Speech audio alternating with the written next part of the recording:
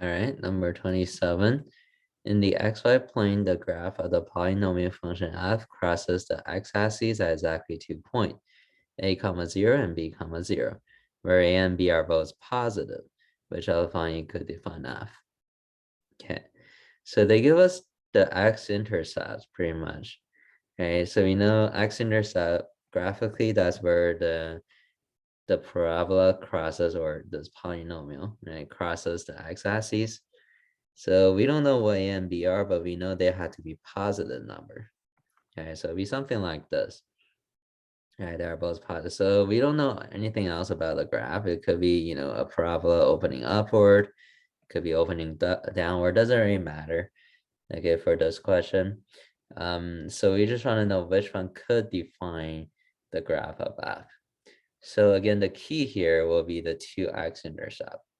Okay, so what happens is if we're using the x-intercept to write it out, to write out equation, we can put them in the factored form.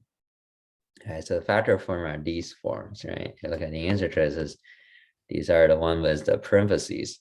So the key is to remember this. When you put in the factor form, the signs will always be kind of the opposite.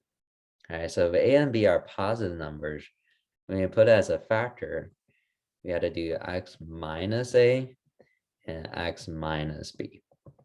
Okay, so if they're a positive number, when you put it in the parentheses, you have to change the sign, will be a minus. Okay, which means it should be a. Okay, so it should be a. So a is like positive 2, then we write it as factor of the x minus 2.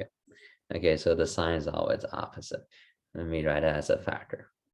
Okay, so the x-intercept, zeros, right, roots, those are all representing the same thing, right? So it's an x value where y equal to 0.